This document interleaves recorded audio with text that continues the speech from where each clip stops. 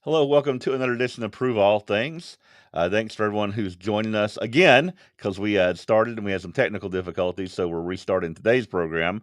But thank you for joining us on YouTube, Facebook, X, or on the CGI Digital Network app, whether that's on your phone, tablet, or television. We thank you for joining us. I am joined with co-host Mike James. How you doing, Mike? Hey, Jeff, doing okay. Just getting used to some ash outside the house today from a fire.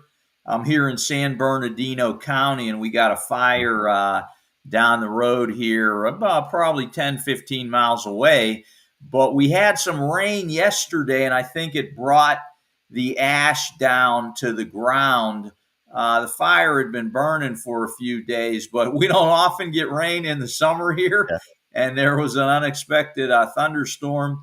I was back in Maryland at the time, so I didn't experience it. I just woke up today and saw the ash around the house. I had to speak in Maryland this past weekend and do a funeral for a close friend there from my previous congregation in Maryland. So that's a little bit about my excitement. I'm also going to Texas this next week coming up. I haven't been there in a year and a half. The headquarters, going to check in at the office on Friday and speak on Saturday on the website. Yeah, I'm sure they look forward to having you there. Texas, I used to live there for 8 or 9 years, and it's a great place there in Tyler. A really good congregation to go visit. Yeah, for sure. All right, we're going to go ahead and bring in our guest today. And this is where we had, for y'all who may have watched the other recording, this is where we stumbled, but we're going to try this again. We have Carmine Russo, father of Dan Russo, standing by. How you doing, Carmine? Doing well. I think our connection is a lot better this time, but we'll see how it holds up. Yeah. All right, wonderful. Well, great it's good to to be have here. you with us. Yeah, great to be here. Yeah, good to see you again, Carmine. I saw Carmine in the summer. Great hospitality from the Church of God Network up there in New York. I was able to go to one of their meetings this year, and really great group. They do a lot of great things, and good to have you on the show today. Great to be here. Could you maybe give us some background, like, where you're from, what do you do, those type of things, to let people know where you come from? Sure. I'm originally from New York City, from the borough of Brooklyn. Anybody who's familiar with the city, 5 boroughs, and Brooklyn is where I was born and raised. Spent my first, maybe 35 or almost 40 years there, outside of my education, where I got a degree first at Temple University in Philadelphia, then out in California, and then back to New York again. So I'm a bit of a journeyman when it comes to college. I did get my undergraduate degree in health and physical education and my graduate degree in health education. I was a New York City teacher for 34 years, taught all levels, spent the last 15 years or so at the high school level, teaching health education, weight training, and some other physical education classes. That's pretty much my work background. I came into the Worldwide Church of God in 1977. Was exposed to some literature in 1975 and caught a Garner Ted Armstrong TV program, sent away for some literature. And that was kind of the beginning of me moving closer and closer to membership. Took a few years before I decided that it was something that I wanted to do. or that I was being led to do. Baptized in 1977 in New York, in Brooklyn, the Brooklyn Queens congregation.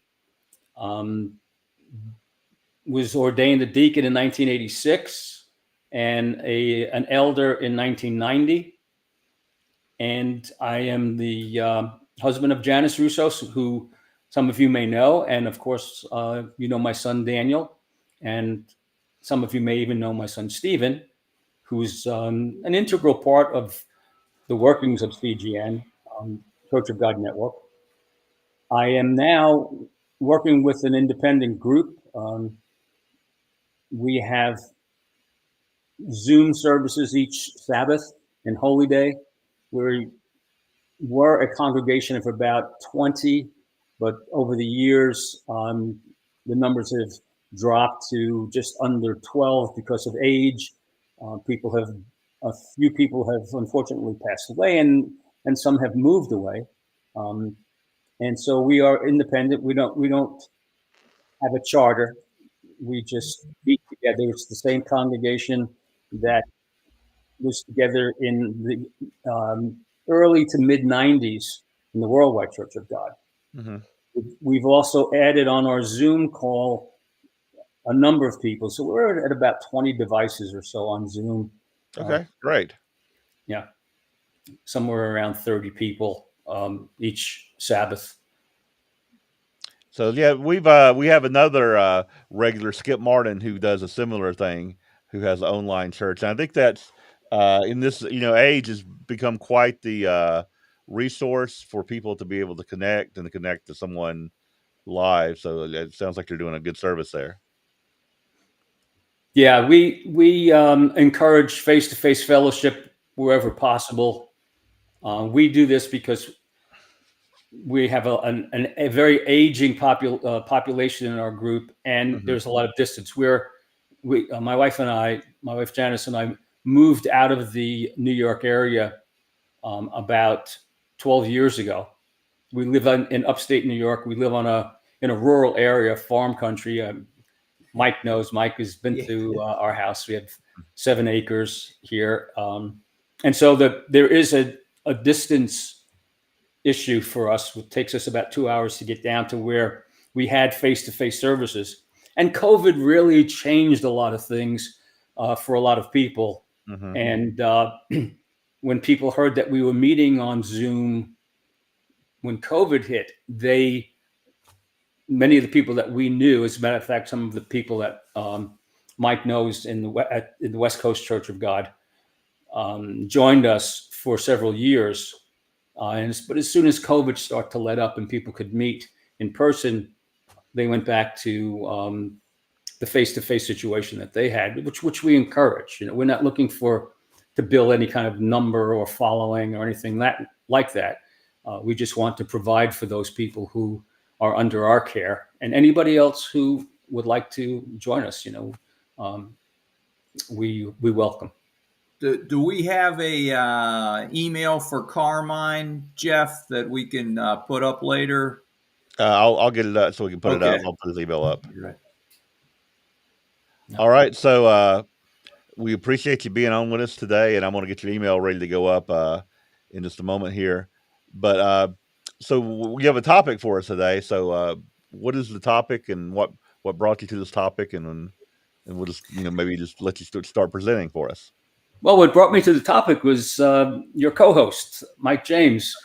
We were at the CGN planning meeting, and I guess I made several comments during the planning meeting about the experiences that myself and others went through.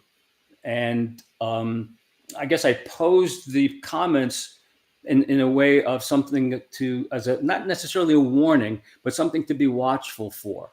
And afterwards, Mike came over to me and said, "Would you like to do a podcast about, what happened there in Worldwide?" And so, I mean, you can call it the topic. You could say it's apostasy or heresy or anything like that. But that's pretty much what I'll be discussing, or I'll be talking about today. And again, as I mentioned to you guys in the pre-show, warm up. I'm not an authority on anything really, Mhm. and Hey, you know so what? You're among good company. Neither are we. I'm sorry. Neither are we. Yeah. Well, I've come to understand that, and it's an unfortunate thing, I believe, that a lot of people think that if you're a minister, you're an authority on something, and we're all learning, and it's our job to pass on what we learn in the form of a study, a Bible study, or a sermon. And sometimes people tend to look at the minister as somebody who knows more. And I can tell you, I've been in congregations where there are people who are a lot smarter. In my own home, there are people that are a lot smarter than me. So, and that's just a preface, because a lot of what I'm going to be saying is opinion and personal experience. Mhm. So, One quick question right from the get go, Carmine. The words apostasy and heresy. People have probably heard those terms before, but what's your take on what do we mean when we say apostasy or heresy? yeah, that's a good question. It seems to me that the scripture is a little bit more gentle with the heretic Mhm. than it is the apostate. Okay. We've talked about 1 Corinthians 11, where Paul actually tells the Corinthians that there must be heresies, factions, divisions among you, so that those among you would be approved, shown approved, or recognized to be approved. And Mhm. so that when we all have, I guess that from where you sit, things that I believe might be heretical. From where I sit, things that you believe might seem heretical to me. Mhm. And so, but we can live together, and hopefully, our relationship will continue to grow. Um, but when we talk about apostasy, we're talking Let me about. ask you a question. Questions. Can Sure. someone be heretical and still be in God's church? I believe so. I Okay. believe so. I mean, I've talked to people who I believe have heretical takes on certain things, Mhm. um, and but yet I can put that aside, Mhm. because it many times you'll have somebody who's very young in the faith, and they have very strong beliefs about something, but they're carrying something in from outside, and with some prodding, with some gentleness from those within, maybe they can come to see something different. I think Mhm. the issue with when it comes to heretical beliefs is to try not to beat people over the head with them. Try Mhm. not to use them as a rod and try to convince people, but be willing to discuss them calmly, openly, and also be willing to be corrected, where all of us should be approaching our understandings with that. I think that Yeah. kind of heart. Mhm. Correct Yeah, me if I'm wrong. Show me.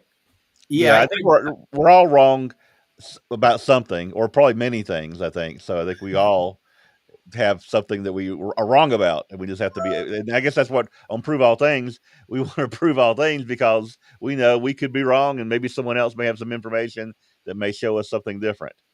Yeah, yeah, Right, right. I totally get where you're coming from. There are issues within the Church of God movement that there is disagreement on, okay? And there may be a way that we've looked at something traditionally that people are looking at in different ways today. And again, we got to remember, is that doctrine? Is that salvific? Those are the types of things we've got to distinguish between. But I get your point. Apostasy is maybe a renunciation of the major beliefs or doctrines. And would you say that what happened with worldwide, could we consider that an apostasy from Church of God, at least? I know that when we start talking Christianity in general, that's another conversation. But what happened with worldwide? Would you consider that an apostasy? Yes, I would consider it an Okay. apostasy. I think when we talk about apostasy, we're talking about a complete departure. We're not talking about an item of doctrine. There are people who just recently I was reading somebody's a paper, a question and answer on where somebody was saying, well, we always taught that Jesus was the God of the Old Testament exclusively. But this person is trying to make a case for the fact that the Father is also being is present in the Old Testament.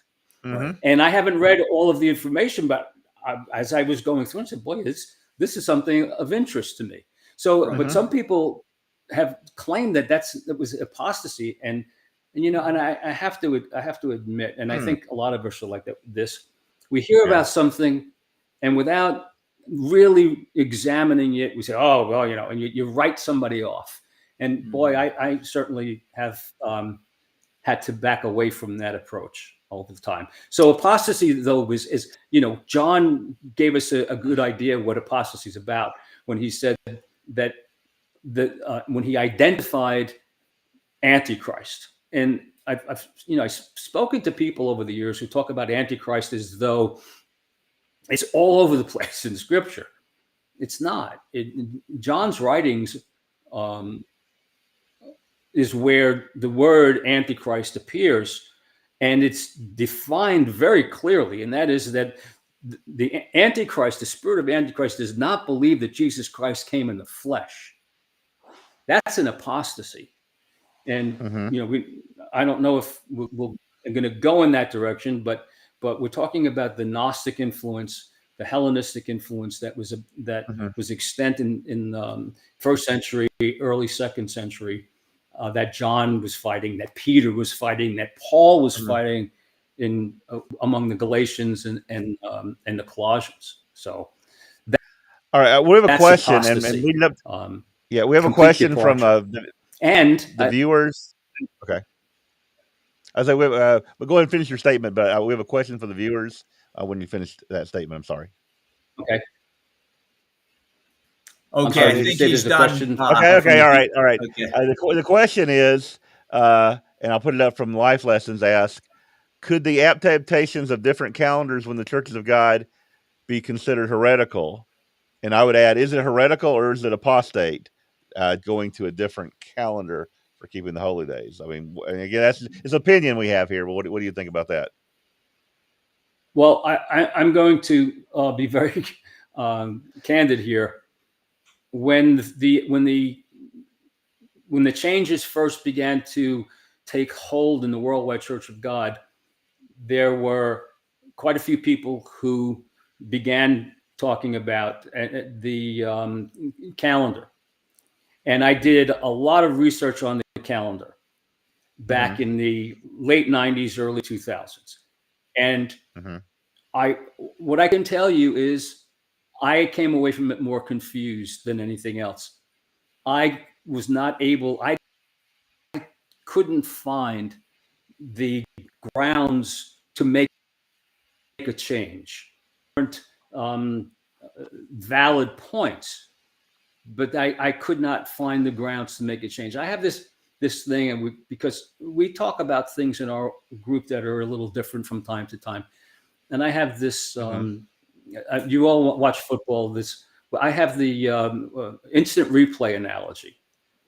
If there's a referee makes a call on the field, they go to the instant replay, and unless there's absolute evidence, video evidence that the call on the field was wrong, the call on the field stands.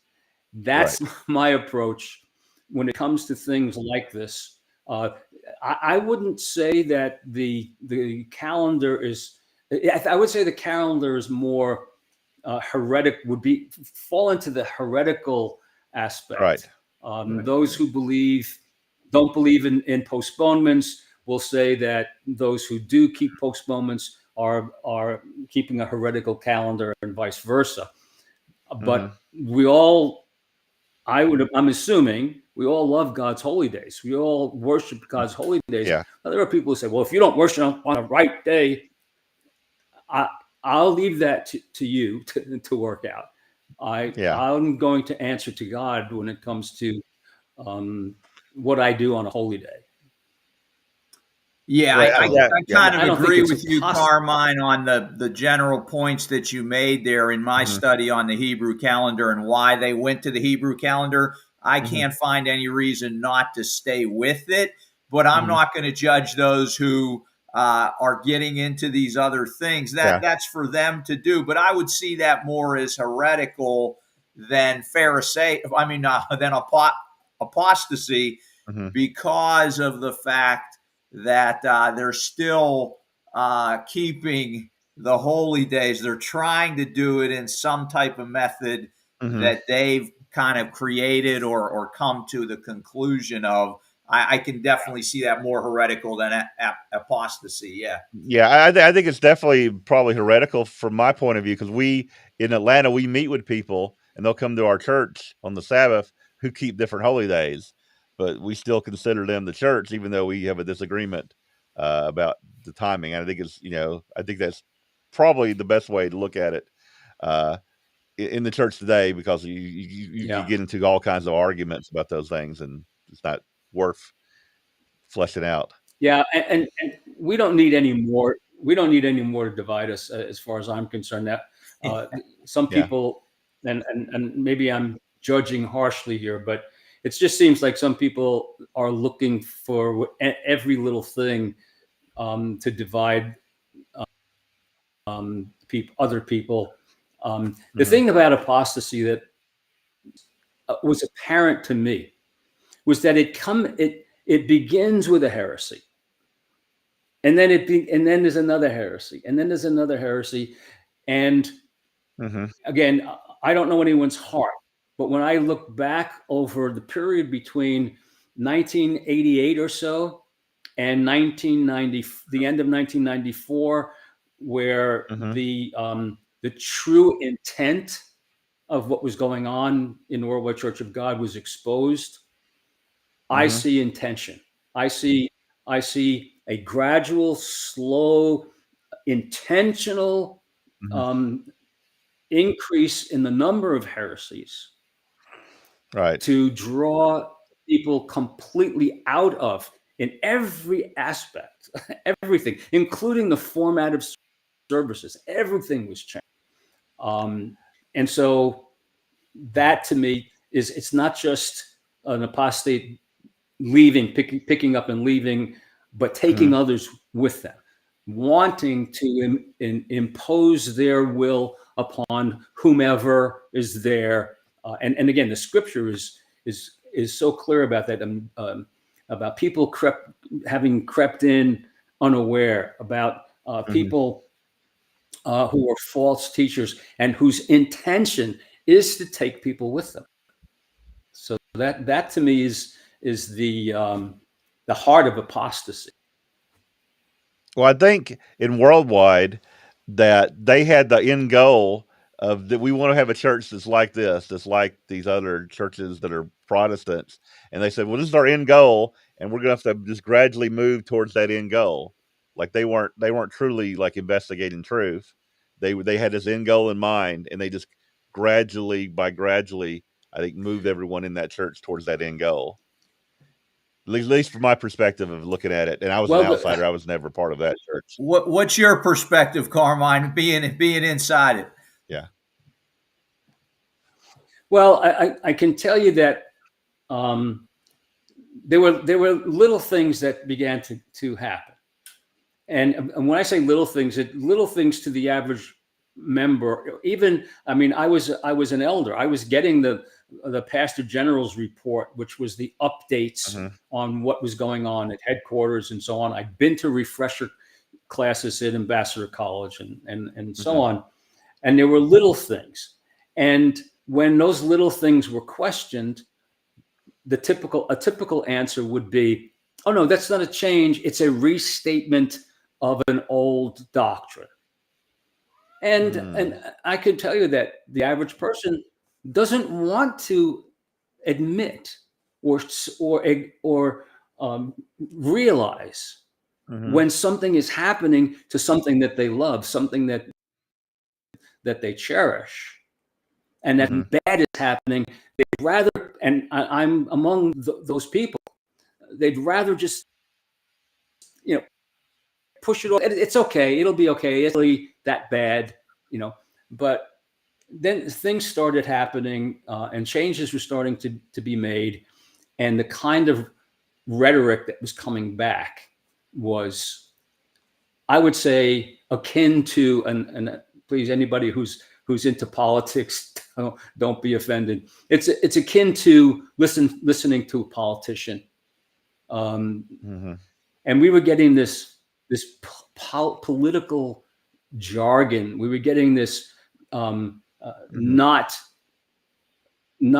just getting to the point and answering the question. We're getting all of this other. So people were kind of beating around the bush in answering questions. I mean, not just directly addressing things. What did it look like? Can you give us like a real example so people can be aware of that? Yeah. There are quite a few examples, but one of the things that that they started to play around with, when does the day begin and end? Does the day begin at sunset, or does it begin at dark? And they would refer to the Jewish tradition that, and I grew up in a Jewish neighborhood, several blocks from me. When the Sabbath began, or I think it was like 10 minutes before Sabbath, they would blow a horn. The whole neighborhood could hear the horn. And I had, most of my friends were Jewish, and I know that the Jews would begin the Sabbath at sunset, and they would end it at dark, because they wanted to make sure that they weren't stepping on the Sabbath day. And so we were getting this stuff. Then there was the what do they call it again? The idea that, the great gamble theory. I don't know if you ever heard of this, the great gamble theory. The great gamble theory. I think I've heard of it. The great gamble theory was, Jesus couldn't sin. God wasn't going to gamble the eternity upon Jesus either being able to sin or not being, or being able to sin. So he came, he lived, he died, he paid for our sins, but he wasn't ever in danger of sin. And I remember speaking to a minister who went to headquarters, was in headquarters, and asked this, one of the leader at the time, said, "How can you believe that Jesus couldn't sin?" His answer was, "I'd rather have a savior who couldn't sin than a savior who didn't sin." That first of all, doesn't make any sense. And that's not an answer, but that's the kind of thing that was happening. There was that was like some of the first things you noticed, was something like that, like rural. Yeah, well, those kind of things, right? Because the average member wasn't concerned with that kind of thing. That wasn't that stuff just kind of people were concerned with go to church, hear the message, and so there was a lot of that. Let me ask you a question. One thing that I noticed, and I was not a member of the church, but I wasn't a member of CGI yet either, but I had subscribed to the Plain Truth magazine. And I remember in the 80s, I got Plain Truth magazines that said you're not born again, something that happens later. And then I got a Plain Truth magazine says you are born again. And when I saw that, I was like, what's going on here? because I have this other one right here that says you're not, and now they're saying you are. For me, that was the first thing I noticed that was very odd with the church. Yeah, and it's like what I'm about to describe, I think, is very common in the world. Yeah. And that is that if you want to create a sea change, you want to create a major change, cause as much confusion as you can. Right. And so, really, because it's in that confusion. As a matter of fact, Saul Alinsky, the Alinsky model, if you're familiar with the Alinsky model, that's what he proposes. And if you read, look at the foreword of Alinsky's book, it's dedicated to Satan, the first rebel who chose to stand up to a God suffering and all the rest. They make him out to be a hero. And so what we started, I didn't know that.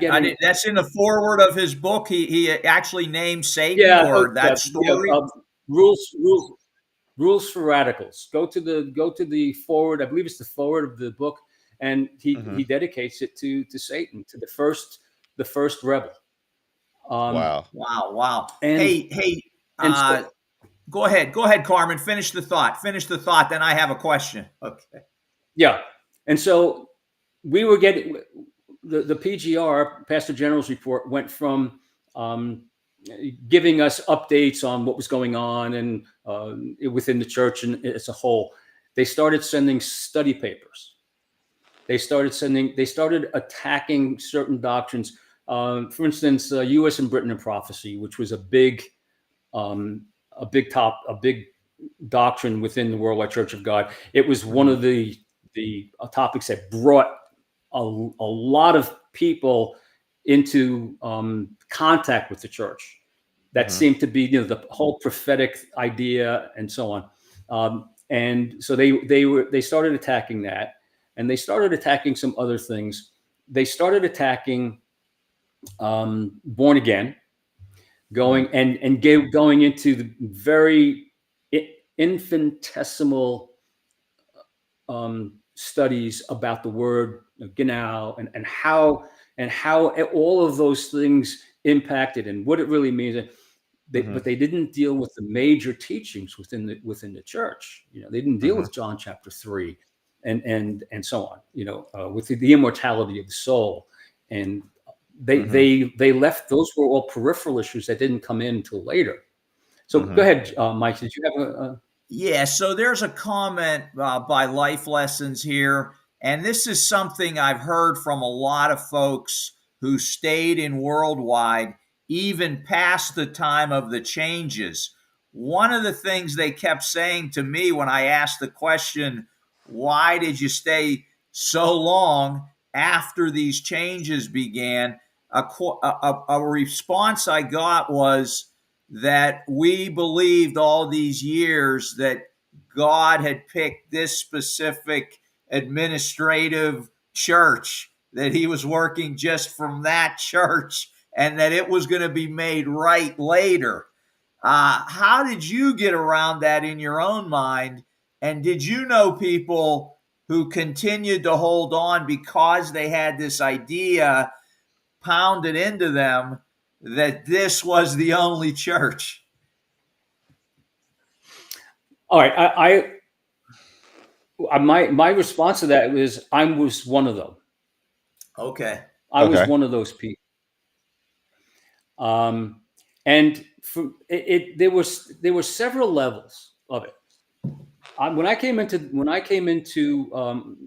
the Worldwide Church of God, for me it was, I had been studying on my own for about 5 or 6 years, and you know how that's like when you're a young person. I was in my early 20s, and I was reading the Bible, and I wasn't getting, it's not an easy book to understand, but several things jumped out at me. The Sabbath, for some reason. Oh, by the way, I grew up in a Jewish neighborhood, and I grew up as a Catholic. But when I found out in my early 20s that Jesus Christ was a Jew, It shocked me. I said, and I'm thinking, well, of course he was, but it was never in my mind. And so I'm reading through. I said, well, if he kept the Sabbath, I should be keeping the Sabbath. And then there were things about heaven and hell that just didn't seem right. I said, I know what I have been told about heaven and hell is just not accurate. I don't know what the truth is, but it's not accurate. And the other thing was that I really felt we were in the last days. I felt like, Christ's return was imminent. I was living in San Francisco at the time. I remember being on the tram, going to work, thinking, he can come before I get to work. That kind of mindset. When I started getting Worldwide Church of God literature, all of the questions that I had, first of all, Sabbath, a Christian church that keeps the Sabbath. I didn't know about, I'd heard of Seventh-day Adventists, but the Sabbath, heaven and hell, did God create a devil? Why is there suffering? And all of those questions were answered for me. I devoured church literature. I read through every Plain Truth, every Good News magazine, the correspondence courses, all the booklets, you name it. It was my home. It was my church home. And if somebody comes knocking on this door, the door of this house, and tells me I have to get out, I'm going to fight. And so this was one of the ways of me saying, hey, this is my church home. You leave. You don't like what's going on here. You leave. I'm staying put. And I did believe that God was working through that organization. I've since, and it took time. It took time for me to start realizing and admitting to myself that is not the case. And I don't know what you guys believe about Herbert Armstrong, or what your listeners believe about Herbert Armstrong. But Herbert Armstrong said over and over again, the church is not an organization. He hammered away at that. Yeah, I remember hearing that in the early days that I was watching the program. Yeah, Yes, I know that. Yeah. I had to go back to that, and I've played sound bites for people because we still associate quite a bit with people who never left the Worldwide Church of God. Well, the West Coast Church of God. Yeah. Those folks, they stayed until 2 years ago. Right. We stayed until we couldn't stay. We stayed until our local congregation went to Sunday. Yeah. The interesting thing, though, but that you were still keeping the Sabbath and holy days, just like West Coast was. Oh yeah. And they kind of had a hands-off policy with them until finally they just said, "Hey, get out of here." Yeah. Yeah. It really did depend on your local pastor. We had a gentleman come into take over our congregation. When we were 60 people and we were split down the middle. 30 were clamoring to go to Sunday, and then there were 30 of us who we would be considered traditional.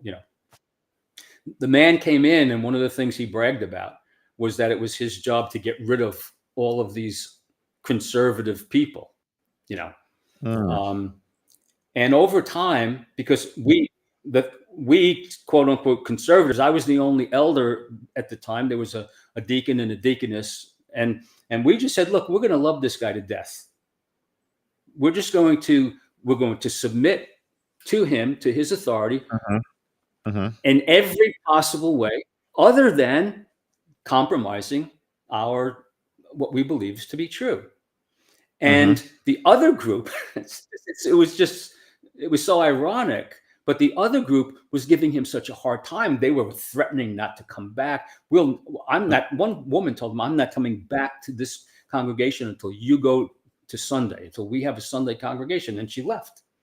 She came back. He went to, so what he did was he started a Sunday church, but he continued with us on Sabbath.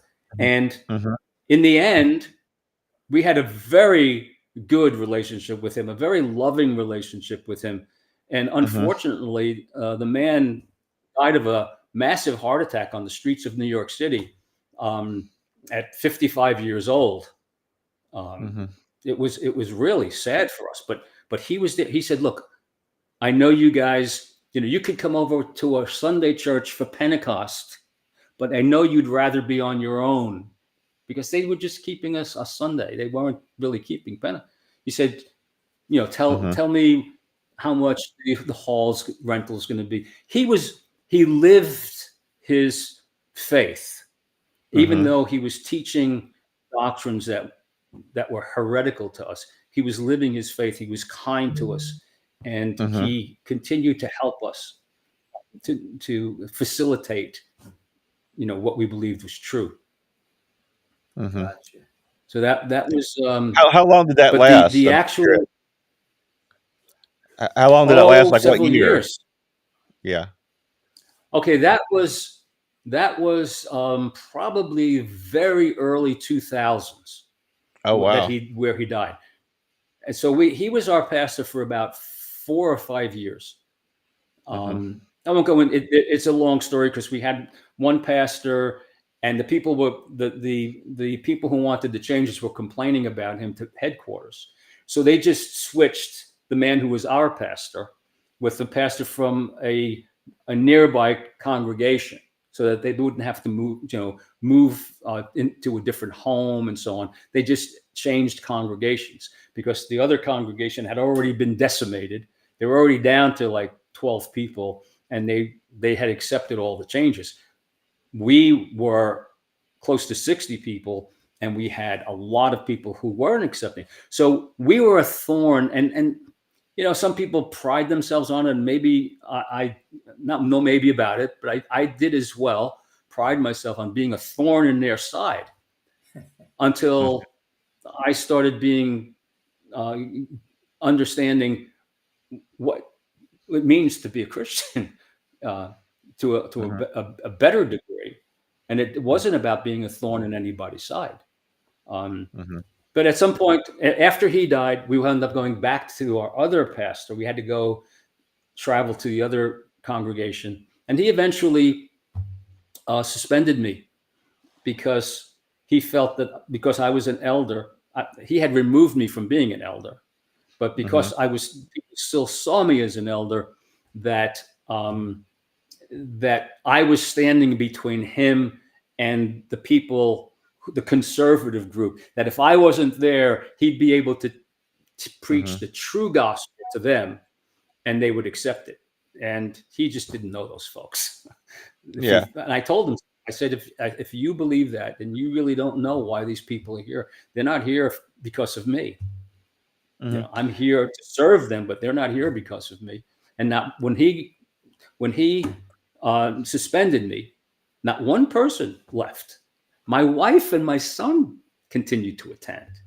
He Mhm. didn't expect that. The first Sabbath that I wasn't there, my wife and my son show up, Mhm. and my wife saying how he was visibly upset from from the podium. But it Mhm. is what it is. Um, we eventually we eventually saw the changes for what they were. Um, we continued to go to the feast sites that were sponsored by the Worldwide Church of God, even though they weren't called Feast of Tabernacles anymore. People, Mhm. we'd still go there. Uh, Were they at the same and time as so Feast that of was that. Tabernacles? I'm sorry. Were they at the correct times for the Feast of Tabernacles? Initially they were. Then they Okay. started to truncate the 4 days instead of 8 days. Then they would Mhm. start, before the feast and go into. There were all kinds of. One feast we went to was only a 4-day feast, and we went, and Herman Hay was there, and so for the last 4 days we met with Dr. Hay in a in a condominium. There was about 15 or 20 of us, and we met there with Dr. Hay. But they didn't like that. The headquarters didn't like that, and it didn't happen again after that. So What you're saying is a very, because I'm an outsider to all of that. it's a very different picture than what that church was presenting. They were presenting that by like I thought like by 95, like everybody in the church had converted over because they were talking about all these wonderful miracles and their minds were opened up to all this great stuff. So I thought, oh, the whole church was doing that, but I guess you're saying it was more fragmented and people even till like recently were still holding on to truths amongst that organization. Oh Very, yeah, very, very odd. Very odd. yeah. Well, we were at a feast site in Grand Junction, Colorado, and it was the elder who was running the site was still recognized by headquarters as an elder within Worldwide Church of God. They hadn't headquarters hadn't instituted this this new process, because if you had to renew your eldership every year, every 2 years, and it meant agreeing to all kinds of things. That hadn't happened yet, and so this person who was an elder had this feast at Grand Junction, and headquarters sent 2 of their top people to speak. Greg Albrecht, who I don't know if you know, who's a friend of ours. I heard of him. Was he ever a presenter? Yes, yeah, and he also wound up taking over the Plain Truth. As and another gentleman, and they Greg Albrecht came first. He spoke on the first day. He gave a grace only, no works salvation kind of thing, typical the new covenant type sermon. He was there for a couple of days. He left. The other guy comes in, Bernie Schnippert, and he gave almost the same exact sermon. And the point that I'm making is talking about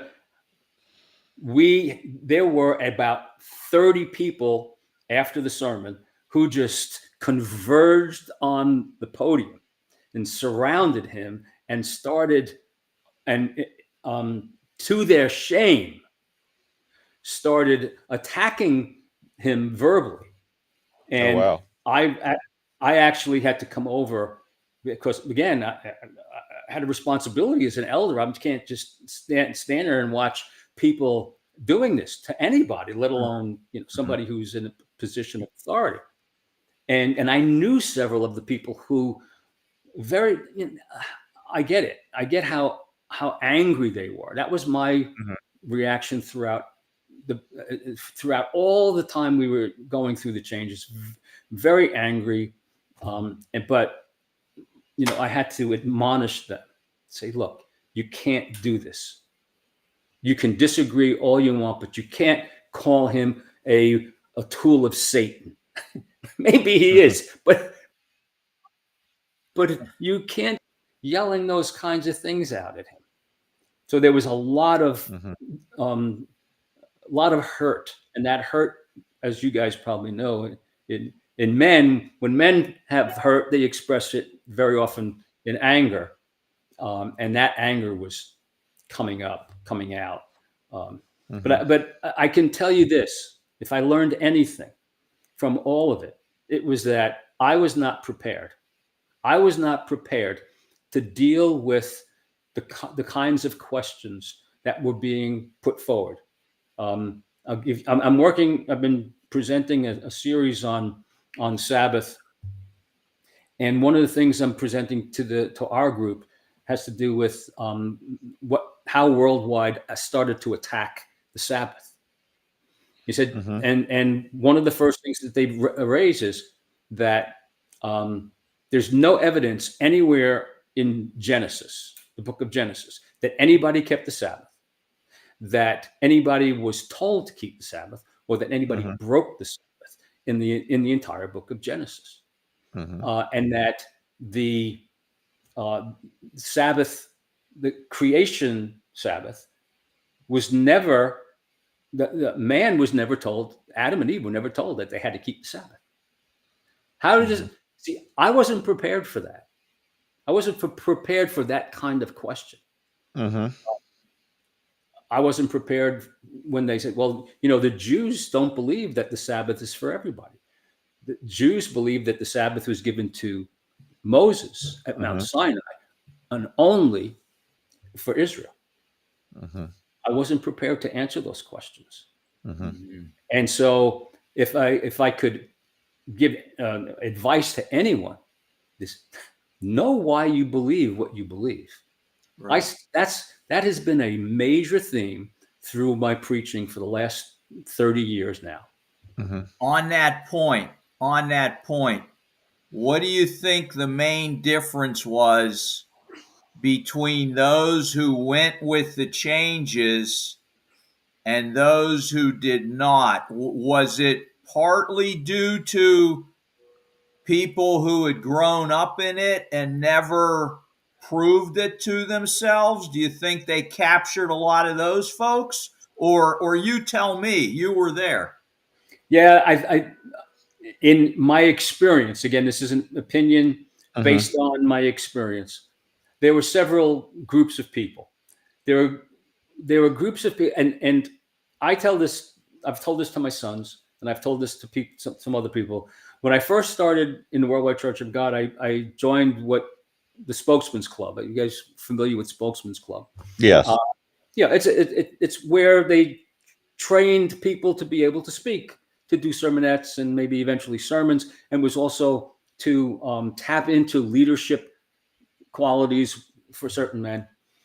And we had a new pastor come in, and we started Spokesman's Club, and he got up there at Spokesman's Club, and he said, "Man, I want to tell you something." And he said, "You probably won't believe me."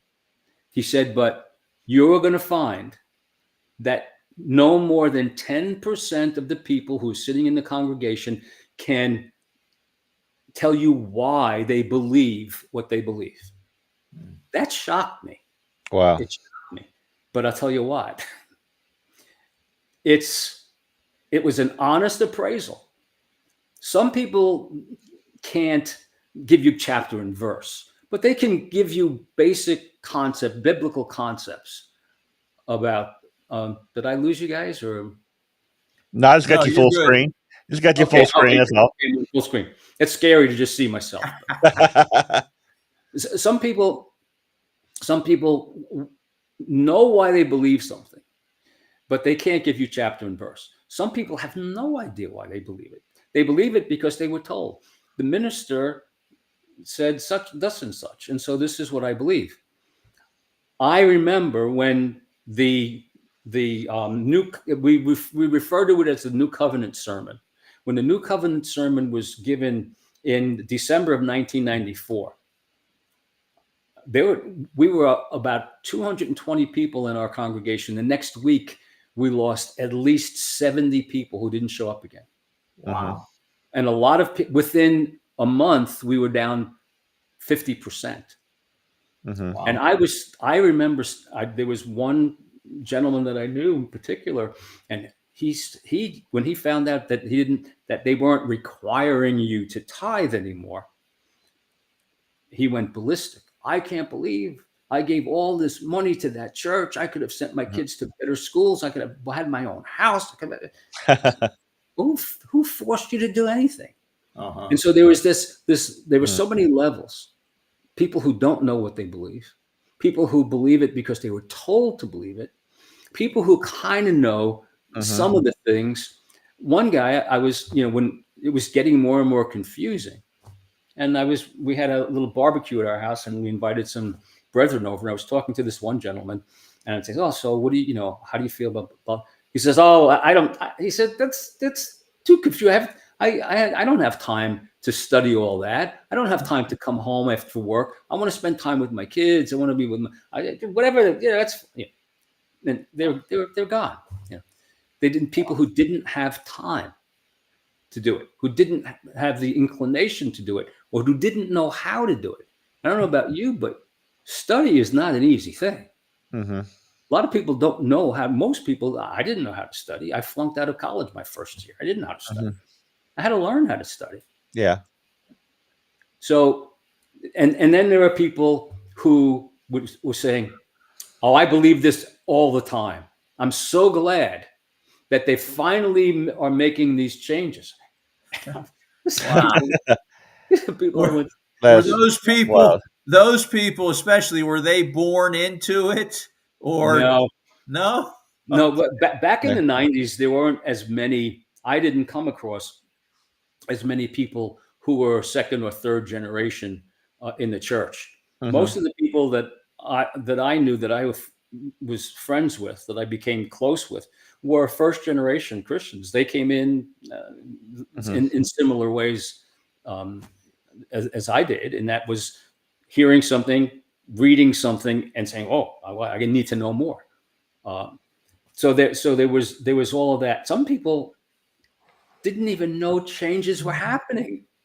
I Yeah. remember going over to one woman and we were talking about something, and I said, "Yeah, well, they're changing." She said, "Changes? What changes?" It became kind of a catchphrase among some of us. Changes? What changes? It was a ironic and a sad joke Mhm. when you think about it. So, and what is also sad, and this is again my opinion, is Mm. that there are people who stayed, like myself and my family, um, and we stayed for quite a while. I mean, 10 years. Mhm. Yeah, But there, that's the thing that gets me is that they would make the changes, but they didn't. They would let both things happen at once, which is a very confusing way to run a church, I would think, well, in a sense. initially it was done under the cover of darkness. Yeah. But there was one minister, happened to be my minister, again, the man who ordained me as a deacon. He was transferred out to Atlanta, by the way, Mhm. and he was he knew people at headquarters, and he was getting information from people at headquarters. And the last time he sat down with us before he was transferred to Atlanta at a leadership meeting, he said, "Folks, fasten your seatbelt." This is 1988. Mhm. He said, "Folks, fasten your seatbelt. The changes are coming." And Mm. we didn't know what he was talking about. What changes, Mhm. But he embraced them. He started preaching them, and his tapes, back then it was, cassette tapes. His Mhm. tapes were going all over the country. And so headquarters had to do something to stop him because they didn't want their agenda exposed, because they Mhm. knew they had done their work, and they knew that if they just started introducing them, that all this stuff, they're going to lose half or more of the church, Mhm. and that they would lose a great deal of their income.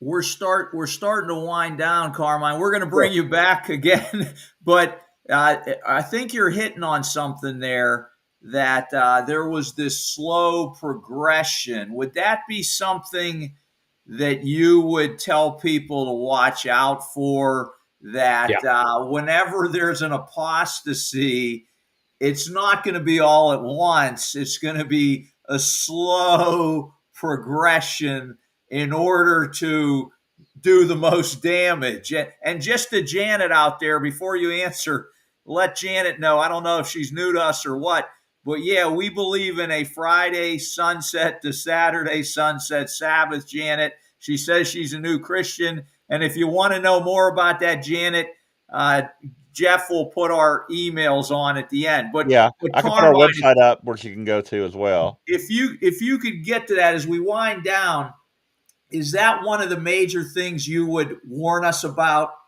Watch out for this slow progression of change. Yeah. The key, the most important thing is to know why you believe what you believe. Take the challenge. Mhm. Challenge yourself. I've taught this to my sons growing up, and so I'm going to, this is being a little comical here, but Mhm. sometimes I think, why did I ever tell them to do that? But they challenge us all the time. And now, well, you know my son Daniel, Yeah. and Yeah. you've met Stephen. And so they challenged, Dad, where are you getting that from? You can say that as an opinion, but you can't. So and be mindful.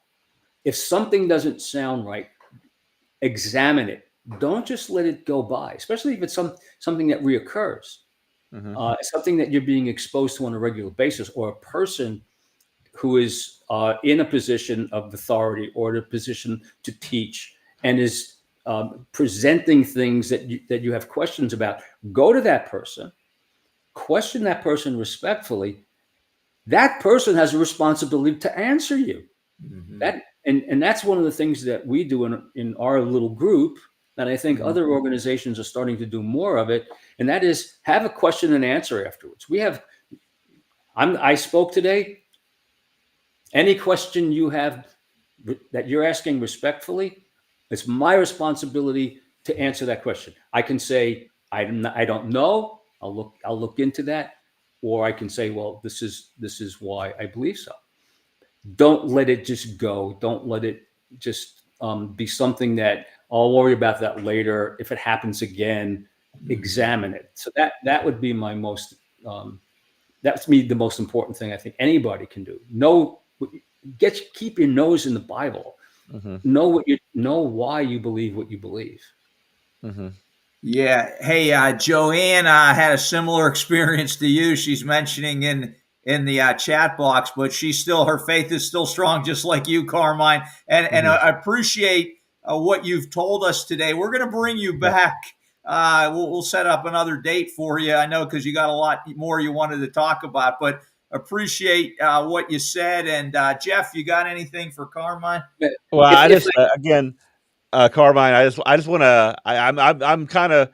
You telling me all this? I was not aware of some of the how Worldwide was doing this, and doing it with the two congregations, and what were they saying about the splits that happened, like United or Global? What was being told to y'all about these splits that were happening that were about? Well, the earliest split, large split, was Philadelphia, right, in 1989, and at the time in 1989, we're only 3 years from Mr. Armstrong's death.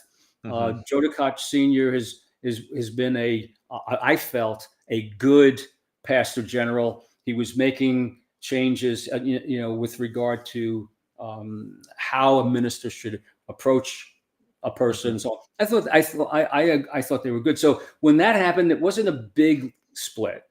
And so most people it just didn't faze them. When Rod Meredith split, it was still only 1991.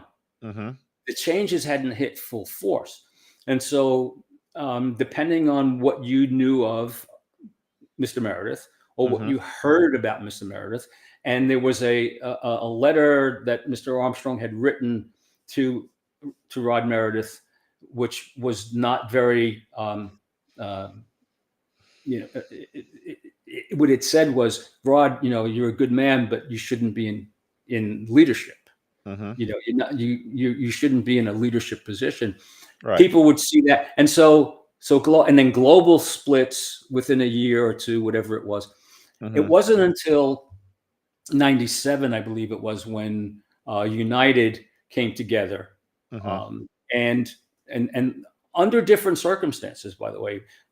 Fleury's split and Rod Meredith's split are under different circumstances. United, it occurred after the agenda was exposed, as opposed to 89 and 91. We still had a good 3 or 4 years before the agenda was really exposed. And so they weren't saying very much, because they had, that I can recall, because they knew they were going to lose membership. By 97, they were pretty much, they knew that they were going to be able to remain afloat.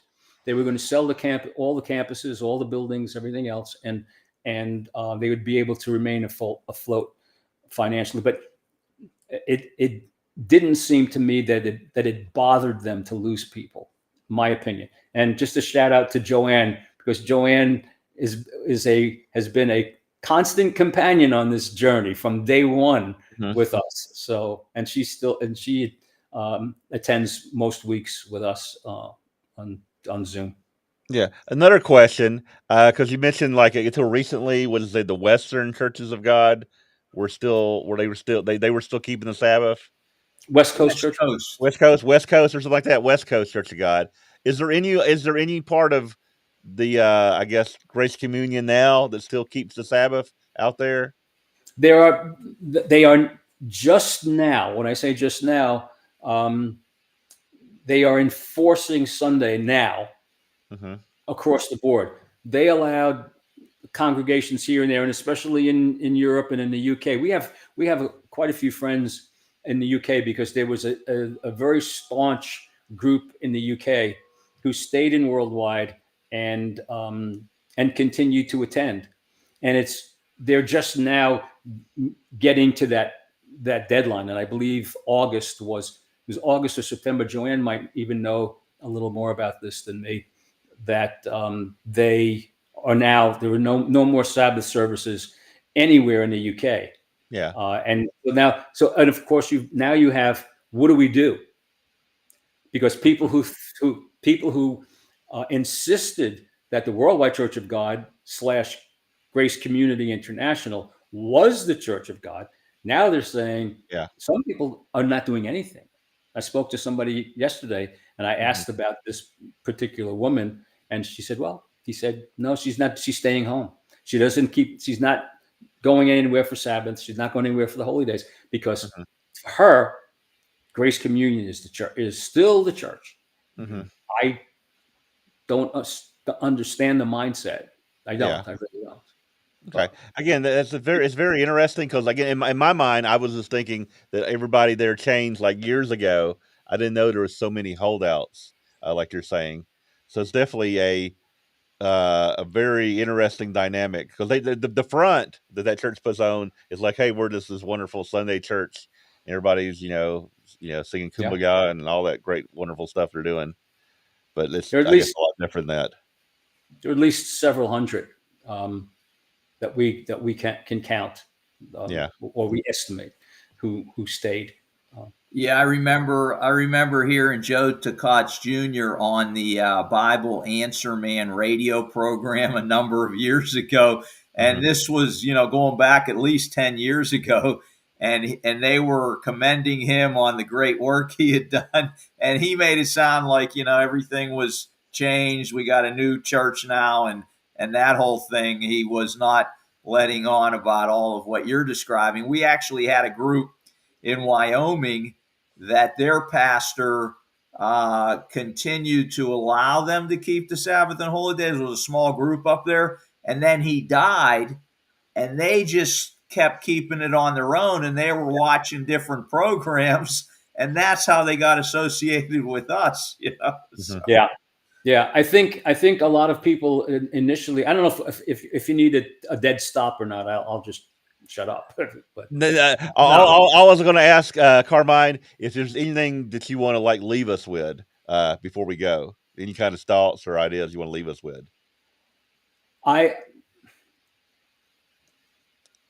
think, and I guess this is oversimplifying things, but as a believer, as somebody who, all of us, I'm referring to all of us, not just myself here, Mm-hmm. as if you believe that Jesus Christ is your personal Savior, then you have to also believe that everything that we experience, we can learn from.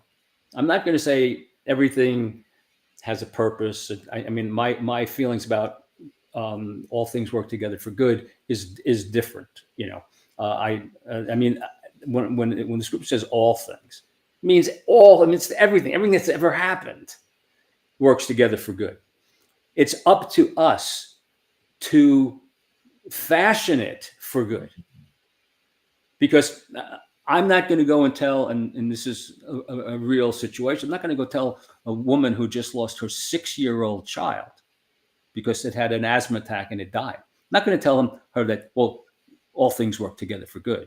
Mm-hmm. No, that was not good. But what can you do with that? What can you now do in your life? What can you, and so when you go through something this traumatic, it leaves parts of you damaged. Maybe I'm being a little dramatic, but for some people it's not dramatic at all. Some people are really damaged. About families broke up, relationships between fathers and sons, and husbands and wives, and best friends, and so on. And if I can leave it anything, don't let that happen. Mm-hmm. Keep people as close as possible, and don't let these disagreements becomes a wedge. That's what Satan wants. That's how Satan uses these things. How do we use them? We use them by coming together. And just a quick shout out to CGN. That's what CGN is. That's the purpose of CGN. Yeah, I'll go ahead and put that website up there for folks interested in CGN. Yeah, not to try to do away with all the groups. That's not the purpose of CGN. Purpose is to do more of this. Joanne is on. She's that's the purpose. You don't know Jackie Brown in the UK, do you? She's got a similar story there. I do. I don't know her. I know of her. I believe she was. I speak for an organization called ICFWP. It's an acronym is for International Foundation of World Peace. I speak once a quarter for them, and I think Jackie was on recently when I spoke. I just did a sermon for them. They're going to put on it sometime. Yeah. Oh, good. So Richard and Timothy and yeah. Good. Well, that's if I have anything to leave behind, with regard to today, to the message, that's it. Just don't shun your brethren. Yeah, absolutely. Reach out to brethren. If you know somebody that you haven't spoken to in a long, long time, give them a call, write them an email, and see if you can renew that connection. That's what I think our calling. It's a big part of what our calling is about. Yeah, and I think we're neglecting that. All right. Yeah, thank you, Carmine, for being on. Good way to end it. Yeah. Definitely. That's a good ending. Nice really a lot to think about, and we got to have you on some more because I know you just got started. And we gotta. Yeah, didn't get too much about apostasy though. Yeah, but I do thank you for joining us, and I thank everybody else out there for your comments, and quite a few comments. We really had quite a few comments today, and I thank everyone for participating. And we'll see everybody next week. We'll be back with another edition to Prove All Things. Goodbye, everyone. Thanks for doing this, guys. Thank you. Bye. Bye.